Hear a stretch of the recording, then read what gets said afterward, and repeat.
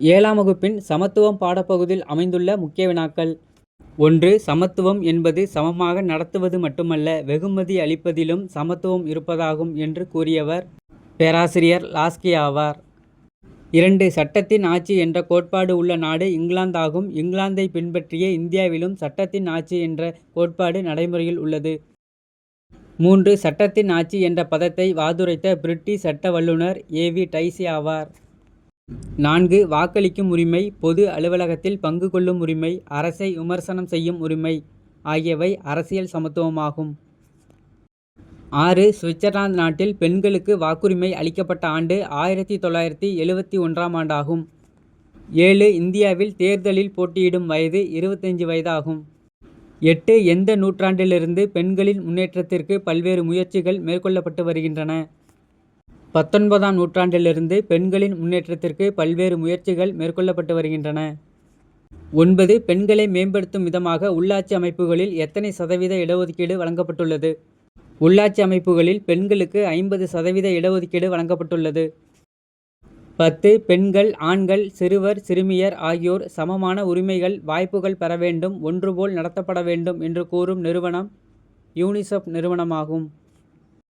11. ஐக்கிய நாடுகள் சபை எந்த ஆண்டு நிலையான மேம்பாட்டிற்கான 17 குறிக்கோள்களில் பாலின சமத்துவத்தை 5ஆவதாக குறிப்பிட்டது? ஐக்கிய நாடுகள் சபையானது 2017ஆம் ஆண்டு நிலையான மேம்பாட்டிற்கான 17 குறிக்கோள்களில் பாலின சமத்துவத்தை 5ஆவதாக குறிப்பிட்டது. 12. இந்திய அரசியலமைப்பு அதன் குடிமக்களுக்கு சமத்துவத்தை அளிக்கும் சட்டப்பிரிவுகள். சட்டப்பிரிவு 14 முதல் 18 வரை உள்ள சட்டப்பிரிவுகள் இந்திய அரசியலமைப்பில் குடிமக்களுக்கு சமத்துவத்தை அளிக்கிறது. 13. சட்டத்தின் முன் அனைவரும் சமம் மற்றும் அனைவருக்கும் சட்டத்தின்படி சமமான பாதுகாப்பு என்று எந்த சட்டப்பிரிவு வலிமைப்படுத்துகிறது? சமமான பாதுகாப்பு வழங்கும் சட்டப்பிரிவு சட்டப்பிரிவு 21 ஆகும். 14. சட்டத்தின் முன் அனைவரும் சமம் என்று உத்தரவாதம் அளிக்கும் சட்டப்பிரிவு சட்டப்பிரிவு 14 ஆகும். 15. பாகுபாட்டை தடை செய்யும் சட்டப்பிரிவு பிரிவு 15 ஆகும். 16. பொது வேலைவாய்ப்பில் அனைவருக்கும் சம வாய்ப்பளிக்கும் சட்டப்பிரிவு சட்டப்பிரிவு 16 ஆகும். 17. தீண்டாமையை ஒழிக்கும் சட்டப்பிரிவானது சட்டப்பிரிவு 17 ஆகும். 18. பட்டங்கள் அளித்து வேறுபடுத்துதலை தடை செய்யும் சட்டப்பிரிவு சட்டப்பிரிவு 18 ஆகும். 19. உலகின் மிகப்பெரிய மக்களாட்சி நாடானது இந்தியாவாகும். 20. மக்களாட்சியின் 2 அடிப்படை கோட்பாடுகள் சுதந்திரமும் சமத்துவமும் ஆகும். 21. சட்டத்தின் முன் அனைவரும் சமம் என்பது குடியியல் உரிமையாகும். 22. ஆண் பெண் இருவரும் சமமாக நடத்தப்பட வேண்டும் என்பது பாலின சமத்துவமாகும்.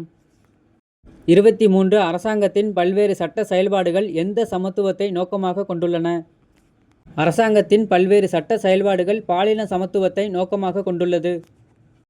இந்தியாவில் பொது தேர்தல் நடைபெற்ற ஆண்டு 1952ஆம் ஆண்டாகும்.